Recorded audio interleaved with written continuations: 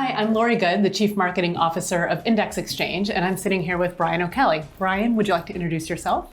I'm Brian O'Kelly, the CEO and co-founder of Scope3.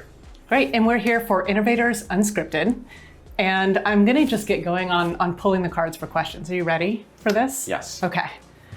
Brian, what is agentic AI, and why does it represent such a breakthrough for programmatic advertising? Agents in general are, an AI that can operate somewhat or fully autonomously.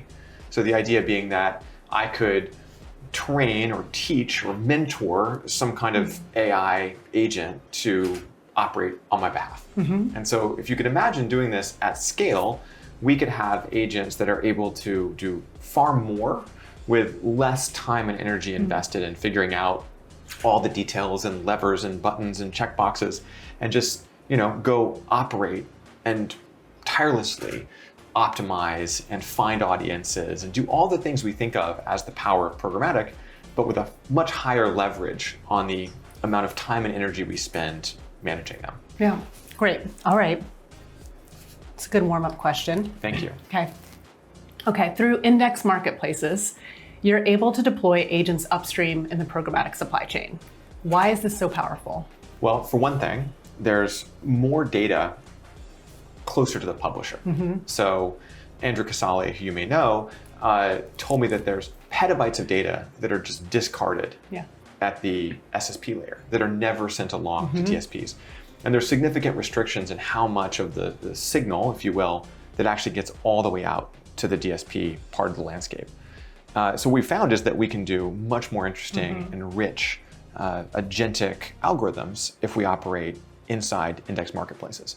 And so what that translates into is much more performance for the advertiser in ways that are impossible to get from the DSPs. And I feel like in those conversations, it's been building together.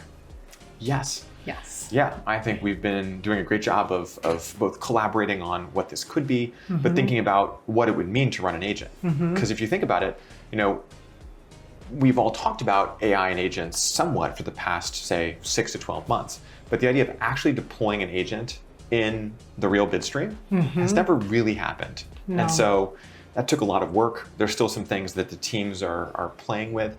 But I think when you actually see it go, when you're talking about the full millions of QPS, queries per second, that Index is touching, the fact that we could have agentic logic running on every one of those that can outperform anything we've seen in programmatic before is an astonishing engineering accomplishment. In less than 10 milliseconds.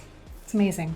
Okay, how does AI reimagine what responsible brand safe advertising looks like? Well, responsible is in the eye of the beholder, first of all. So, different brands will have different concepts of what they think of as responsible, as safe, as suitable. And so, formally, it's been very difficult to even describe how those policies or concepts translate into the actual real world.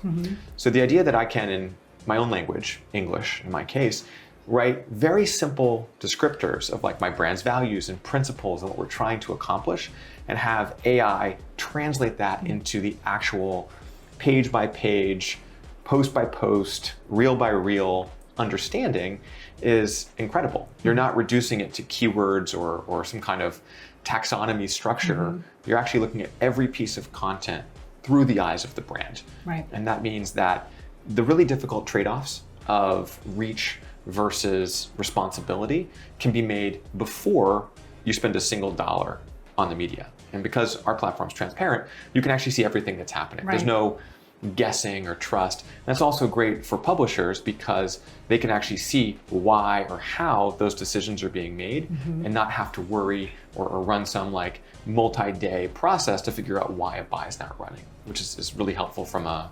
practical media spend perspective. Right. And I think then understanding how to better value their media, decommoditizing the impression, if you will. Okay. I like that. I'm gonna start saying that. You can use it. Thank you. Like a TM. It's a little long for me, but yeah, I'll try. Don't make it an acronym. Don't make it an acronym. I'm not even sure how I would. I'll get. You work on it. Okay. Okay. We'll workshop it later. Okay. How about decommoditizing DSC, decommoditized supply chain? No. No? Okay, No. I'll come back to it. No. Mm-mm. Okay.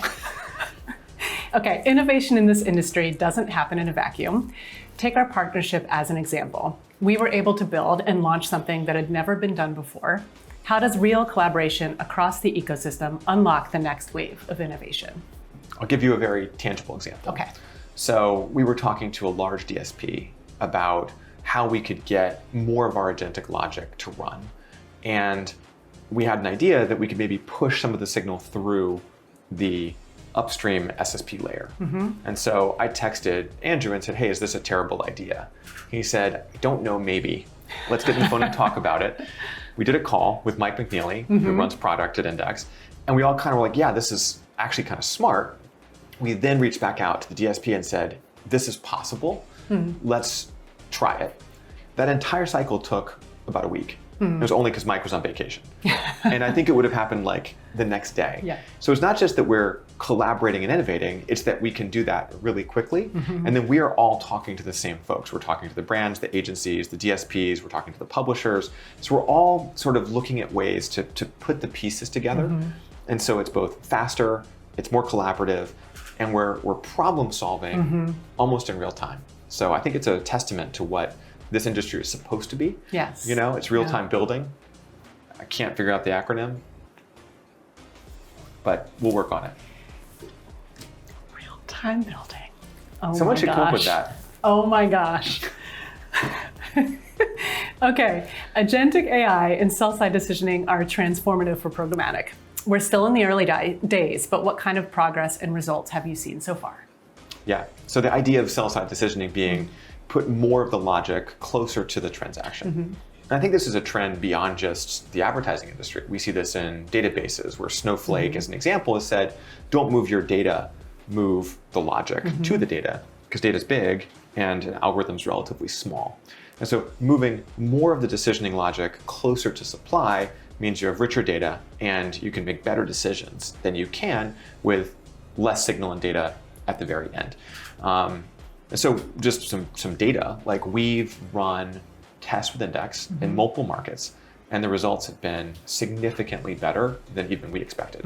So 20%, 50% performance improvements on effectively the same campaign. Everything else is the same, except that we put more logic into the SSP layer, and you just get better results. And I think there's an interesting tension for the industry where, you know, you have years of investment in DSPs. We don't want to lose that. But if we could make it perform better, well, that's a huge advancement on something that's already, functioning. So I love the fact that we're building on top of what's working. Right, and less waste, more sustainable. Yes. Is an added bonus. Okay. I think this is the final question. What's next? If this is chapter 1 for agentic AI, what does chapter 2 look like?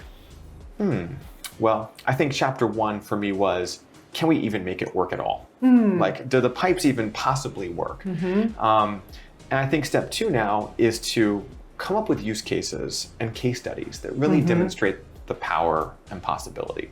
And so I think that really means chapter 2 is take existing problems and do them better with agentic. So we started with things like brand safety, where we can demonstrably do brand safety and suitability better. And we did a pilot last month, and we were about 3 times better than legacy brand safety companies at brand safety, which is pretty exciting given that we've been doing this. I mean, we bought a company that's been around forever, but the power of AI is massive. So chapter 2 is do the same thing, but way better. Chapter 3 is do new stuff that was never possible before. Right. And we're starting to play with that and see the frontier. That's really exciting. Yeah. And so that will be probably the next 12 months. I think we're back here next year. We will be talking, we were not talking about agentic last year. We were not. We will not be talking about agentic the same way next year. We'll be talking about the next generation of, what agents have made possible, which is exciting. I'm not even sure totally what that looks like. I've got a little sense of it now, but every conversation with a brand, they ask us questions that we didn't expect. And it's like, oh, yeah, it could do that. And then it's a text message to Andrew Casale at Index Exchange. Is this possible? Or to Anne on my side, Yes. who's my co-founder and runs product. I'm like, could we do this? Is this possible? And often it does require both people, both sides to be connected, which is fun.